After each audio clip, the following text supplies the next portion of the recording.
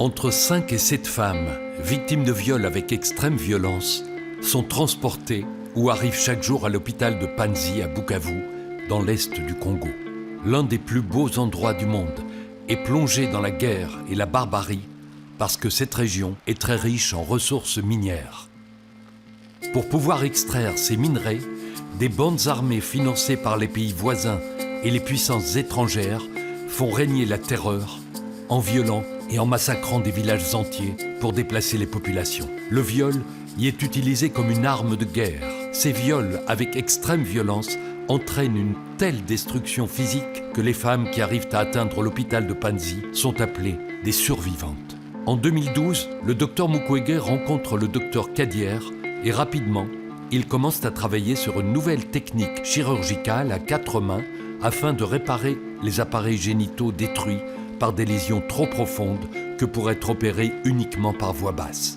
Ainsi, le docteur Mukwege va opérer par le bas et le docteur Kadier par le haut par laparoscopie de la chirurgie minimale invasive. Dès le lendemain de l'opération, le docteur Mukwege et le docteur Kadier expliquent à la survivante que son appareil génital est réparé. À la demande du professeur Mukwege, l'équipe du professeur Kadier introduit la chirurgie minimale invasive à l'hôpital de Panzi afin de ne plus devoir ouvrir largement le ventre et de limiter drastiquement les risques d'infection. Après 8 ans et plus de 1400 interventions par chirurgie minimale invasive, le docteur Mukwege demande au docteur Kadier d'assurer la formation des équipes de Panzi à l'hôpital Saint-Pierre en Belgique ou à distance avec le système de vidéoconférence qui relie les deux hôpitaux à Bukavu et à Bruxelles.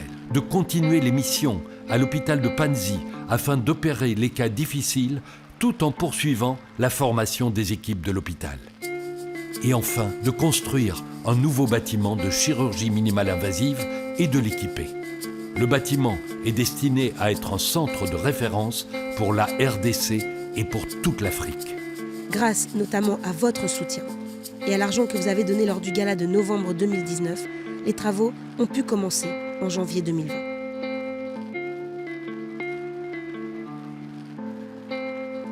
Le gros œuvre a été réalisé par la main-d'œuvre locale.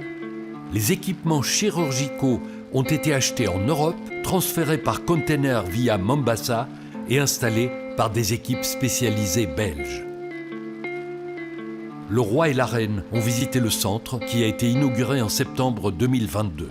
La construction de l'African Minimal Invasive Surgery Institute Fistula Clinic a coûté à notre ASBL 1 241 040 €. Le financement demandé cette année concerne les 4 points suivants.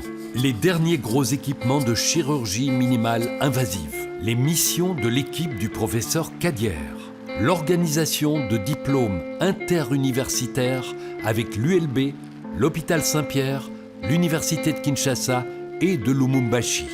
Et enfin, le financement de la formation continue qui implique le séjour des chirurgiens et du personnel du bloc opératoire de Panzi dans les centres de formation de l'ULB.